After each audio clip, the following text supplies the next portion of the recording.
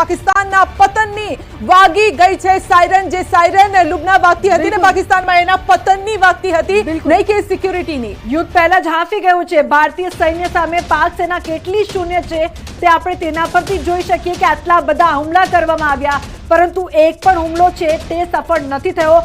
આકાશમાં જોડાવી દેવામાં આવ્યા છે, તમામને નિષ્ફળ કરવામાં આવ્યા છે. પાકિસ્તાનને તેનું પતન દેખાઈ રહ્યું છે, છતાં પણ અવરચંડાઈ કરવાથી ઊંચું નહીં આવતું, બિલકુલ બાદ નથી આવતું. અને ગૃહમંત્રી પણ સતત બીએસએફ સાથે તેઓ બેઠક કરી રહ્યા છે, વાતચીત કરી રહ્યા છે. ડીજી બીએસએફ સાથે પણ તેઓએ વાતચીત કરી છે. બેઠકોનો દોર તો પછી થશે, પરંતુ હાલ તો ટેલિફોનિક વાતચીતથી જ બધા જ આદેશ આપવામાં આવી રહ્યા છે. અને છૂટો દોર જ્યારે પીએમ નરેન્દ્ર મોદી આપ્યો હતો કે સેનાને છૂટો દોર છે, અને બોર્ડર સિક્યુરિટી જે ફોર્સ છે તેને પણ ખુલ્લો દોર આપવામાં આવ્યો છે કે હવે તો આર યા પાર, કારણ કે આ પાકિસ્તાન છે, ભીખ મંગુ આ પાકિસ્તાન છે. અને ભીખમાં માંગેલા જે ડ્રોન, જે ચીન પાસેથી ભીખમાં માંગેલા હતા, અને પાકિસ્તાનને થતું હતું કે આ ડ્રોન તો સારા ઉડશે, પરંતુ ચીને પણ તેની સાથે દગો કરી દીધો અને જૂના અને કહેવાય છે ને ગુજરાતીમાં કાટ ખાધેલા એને પધરાઈ દીધા, અને પછી શું થયું, તૂટી પડ્યા. એ દેખાઈ રહ્યા છે.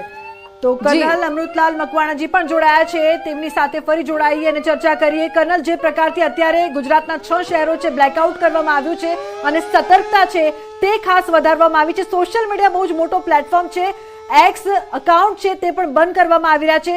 શું કહેશો તેને લઈને?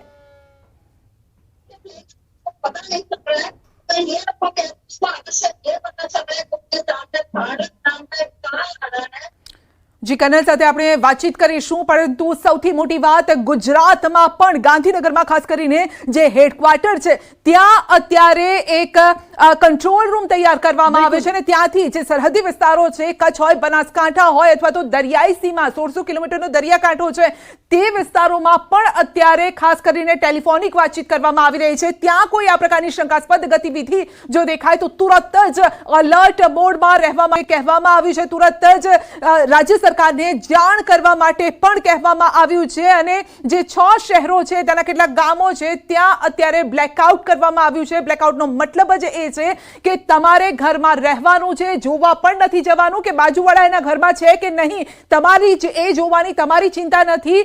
તંત્ર એનું કામ કરી રહી છે, તમારે તંત્રને સાથ આપવાનો છે. અને આ દ્રશ્યો પણ સામે આવી રહ્યા છે, બ્લેકઆઉટના દ્રશ્યો. પંજાબની વાત કરીએ તો પંજાબમાં પણ સ્કૂલ કોલેજ બંધ રહેશે. ખાસ કરીને 3 દિવસ સ્કૂલ કોલેજ પંજાબમાં બંધ રહેશે, કારણ કે જે રીતે પાકિસ્તાન તરફથી આ ડ્રોન ઉડ્યા હતા, ત્યારબાદ સતર્કતા વધુ અત્યારે ચોક્કસ કરવામાં આવી છે. બિલકુલ સંધ્યા, જે પ્રકારથી હવાઈ હુમલાના જે પ્રયાસ કરવામાં આવ્યા છે તે બાદ સતર્કતા તો વધારી દેવામાં આવી છે, પરંતુ સાથે સાથે વળતો જવાબ પણ ભારત આપી રહ્યું છે. ભારતીય સેના એકદમ સજ્જ છે.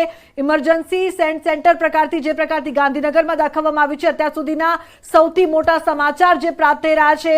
અરબ સાગરમાં ભારતીય નેવી એક્શનમાં આવી ગઈ છે. સંધ્યા, વધુ એક અપડેટ આવી રહી છે, મહત્વપૂર્ણ સમાચાર, અત્યાર સુધીના સૌથી મોટા સમાચાર. આકાશમાં તો આપણે સજ્જ છીએ, પરંતુ અરબ સાગરમાં ભારતીય નેવી એક્શનમાં. સિદ્ધાર્થ લાઈવ જોડાય છે વધુ માહિતી આપવા માટે. સિદ્ધાર્થ, અત્યાર સુધીની સૌથી મોટી ખબર, અરબ સાગરમાં પણ આપણી જે નેવી છે સજ્જ થઈ ગઈ છે, એટલે કહી શકાય કે દુશ્મન ક્યાંયથી પણ આવી શકે છે, તેને લઈને સતર્કતા દાખવવામાં આવી રહી છે. જે રીતે સ્પષ્ટ રીતે નેવી એક્શનમાં આવી ગઈ છે. આઈએનએસ વિક્રાંત હવે દરિયામાં હશે, અને વિક્રાંતનો જે અવાજ આવતો હશે તેનાથી પાકિસ્તાન ફફડતું હશે, કારણ કે આઈએનએસ વિક્રાંત, આઈએનએસ સુરત, આઈએનએસની તમામ શિપ જો એક સાથે આવી જાય પાકિસ્તાન તરફ, તો પાકિસ્તાન ત્યાં જ ડૂબી જાય. કારણ કે જે રીતનું પાણી છે ને પાકિસ્તાન જેટલું છે, અને જે રીતની હરકતો છે તે તો એવી જ છે કે તેને ડૂબી જવું જોઈએ. પરંતુ જ્યારે નેવી આવી ગઈ છે એક્શનમાં, તો હમણાં 7 મે જ આપણે જોયું છે કે કઈ રીતે એરફોર્સ અને નેવી અને થલ સેનાએ સાથે મળીને એક્શન કરી હતી, જેટલામાં 24 રોકેટે કઈ રીતે કહેર મચાવ્યો હતો. અને આજે જે રીતનો એટેક થયો છે સ્પષ્ટ છે. એની સાથે વધુ એક અપડેટ એ પણ છે કે અમિત શાહે પણ તમામ જે અર્ધલશ્કરી દળ છે તેઓ માટે ઇન્સ્ટ્રક્શન્સ આપી દીધી છે. સ્વાભાવિક રીતે બહાર નહીં આવી શકે, આપણે ડિસ્ક્લોઝ પણ નહીં કરીએ સુરક્ષાના રીતે. તમામ મહત્વની જાણકારી સાથે એ મળી રહ્યું છે કે ભારત તરફથી હવે જડબા તોડ જવાબ નહીં, હવે આખું શરીર જ તોડી દેવામાં આવશે. જડબું તોડ્યું, પરંતુ આ એવા લોકો છે કે જેના જડબા તોડવાથી સુધરશે નહીં. હવે આખું શરીર તોડી દેવામાં આવશે. 72 હુર પાસે જેને જવું છે તેના માટેની તૈયારી ભારતે કરી દીધી છે. અને હવે ભારતની સેના જે રીતે એક સૈનિકે થોડા સમય પહેલા કીધું હતું કે અમે હર હર મહાદેવ કરીને 1961-62 માં ઘૂસી ગયા હતા, લાહોર જઈને બેઠા હતા, તો હવે ભારત તરફથી એવી તૈયારી છે કે હવે લાહોર નહીં, બલુચિસ્તાન જઈને બલુચ સાથે હાથ મિલાવીને પાકિસ્તાન કદાચ અલગ અલગ ટુકડામાં થઈ ગયો તો નવાય નહીં, પરંતુ ભારતીય સેનાને લઈને જે પણ એક્શન છે તેને લઈને આખા વિદેશમાં પણ જાણકારી આપવામાં આવી છે. ખુદ જયશંકરે પણ વાતચીત કરી છે. યુરોપિયન યુનિયને કહ્યું છે કે અમે ભારત સાથે છીએ, અમેરિકાએ કહ્યું છે કે અમે ભારત સાથે છીએ, પરંતુ પાકિસ્તાને કીધું કે અમે આતંકીઓ સાથે છીએ, અને ભારતે કહી દીધું તો હવે તમારે અહીંયા આગળ રહેવાની જરૂર પણ નથી. જે બિલકુલ એટલે સિદ્ધાર્થ, અહીંયા પાકિસ્તાનના જે 7 શહેરો છે તેના ઉપર સીધો જ ભારતે હુમલો કર્યો છે, અને પાકિસ્તાનમાં એવી પણ ખબરો આવી રહી છે કે લોકડાઉન લાગી રહ્યું છે, કારણ કે પાકિસ્તાનીઓ હવે ગભરાઈ ગયા છે. જો ઘરની બહાર નીકળ્યા તો ગયા સમજો. પાકિસ્તાનીઓએ ગભરાવાની જરૂર નથી, એની સેનાએ પણ હવે ગભરાવાની જરૂર છે, કારણ કે જે રીતની પરિસ્થિતિ થઈ છે, એર ડિફેન્સ સિસ્ટમને કોઈ કઈ રીતે તોડી શકે?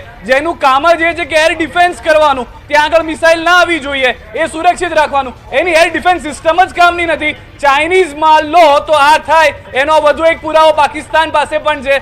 લોકોને પણ ખબર પડી ગઈ, દુનિયાને પણ ખબર પડી ગઈ, અને જે રીતે હુમલા ભારત તરફથી વળતા કરવામાં આવ્યા છે, ભારતે કહ્યું હતું, પ્રધાનમંત્રી મોદીએ કહ્યું હતું કે આ બુદ્ધનો યુગ છે, બુદ્ધનો સમય છે, પરંતુ જો હવે આ બુદ્ધના યુદ્ધમાં એ લોકો સમજવા તૈયાર નથી, તો ભારત યુદ્ધ માટે તૈયાર છે. અને અપડેટ જે રીતે મળી રહ્યું છે કે પાકિસ્તાને પંજાબમાં જે રીતે હુમલો કર્યો છે, મોટી નુકસાની પાકિસ્તાનને થઈ છે. એર